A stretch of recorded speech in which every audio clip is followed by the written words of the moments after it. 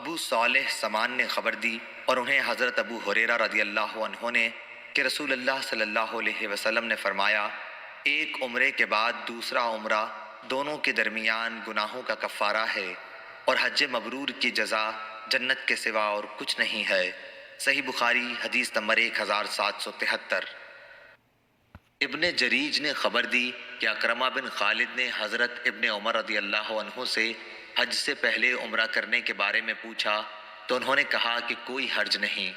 اکرمہ نے کہا، حضرت ابن عمر رضی اللہ عنہ نے بتلایا کہ نبی کریم صلی اللہ علیہ وسلم نے حج کرنے سے پہلے عمرہ ہی کیا تھا۔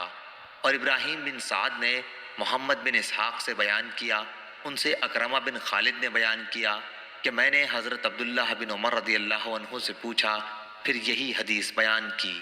صحیح بخاری حدیث نمبر 1774۔ مجاہد نے بیان کیا کہ میں اور عروہ بنت زبیر مسجد نبوی میں داخل ہوئے، وہاں عبداللہ بن عمر رضی اللہ عنہ حضرت عائشہ رضی اللہ عنہا کے حجرے کے پاس بیٹھے ہوئے تھے۔ کچھ لوگ مسجد نبوی میں اشراق کی نماز پڑھ رہے تھے۔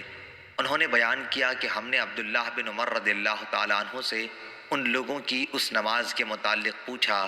انہوں نے بیان کیا کہ ہم نے عبداللہ بن عمر سے ان لوگوں کی اس نماز کے متعلق پوچھا تو آپ نے فرمایا کہ بدعت ہے۔ پھر ان سے پوچھا کہ نبی کریم صلی اللہ علیہ وسلم نے کتنے عمرے کیے تھے؟ انہوں نے کہا کہ 4۔ ایک ان میں سے رجب میں کیا تھا، لیکن ہم نے پسند نہیں کیا کہ ان کی اس بات کی تردید کریں۔ صحیح بخاری حدیث نمبر 1775۔ مجاہد نے بیان کیا کہ ہم نے ام المومنین عائشہ رضی اللہ عنہا کے حجرے سے ان کے مسواک کرنے کی آواز سنی تو عروہ نے پوچھا، اے میری ماں، اے ام المومنین، ابو عبد الرحمن کی بات آپ سن رہی ہیں؟ عائشہ رضی اللہ عنہا نے پوچھا، وہ کیا کہہ رہے ہیں؟ انہوں نے کہا، کہہ رہے ہیں کہ رسول کریم صلی اللہ علیہ وسلم نے 4 عمرے کیے تھے، جن میں سے ایک رجب میں کیا تھا۔ انہوں نے فرمایا کہ اللہ ابو عبد الرحمن پر رحم کرے۔ حضرت صلی اللہ علیہ وسلم نے تو کوئی عمرہ ایسا نہیں کیا جس میں وہ خود موجود نہ رہے ہوں۔ آپ صلی اللہ علیہ وسلم نے رجب میں تو کبھی عمرہ ہی نہیں کیا۔ صحیح بخاری حدیث نمبر 1776۔ عروہ بن زبیر رضی اللہ عنہ نے بیان کیا کہ میں نے عائشہ رضی اللہ عنہا سے پوچھا تو آپ نے فرمایا کہ رسول اللہ صلی اللہ علیہ وسلم نے رجب میں کوئی عمرہ نہیں کیا تھا۔ صحیح بخاری حدیث نمبر 1777۔